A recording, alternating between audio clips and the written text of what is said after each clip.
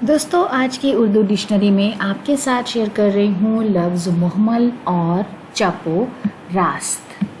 سب سے پہلے بات کریں گے لفظ محمل پر، جس کا مطلب ہے بے مطلب، بے مفہوم، بے معنی اور مبہم۔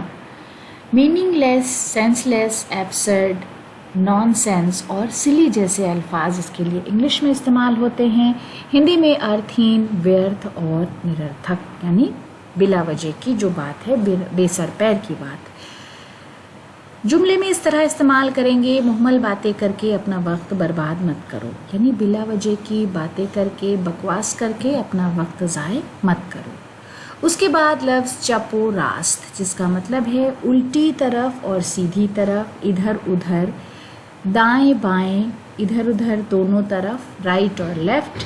اس کے علاوہ carelessness, unsteadiness, want of principle, on all directions جیسے الفاظ بھی اس کے لیے استعمال کیے جاتے ہیں، لیکن جو اس کا سب سے زیادہ قریبی مطلب ہے وہ دائیں بائیں، ادھر ادھر، الٹی اور سیدھی طرف اور آن آل ڈائریکشن ہے۔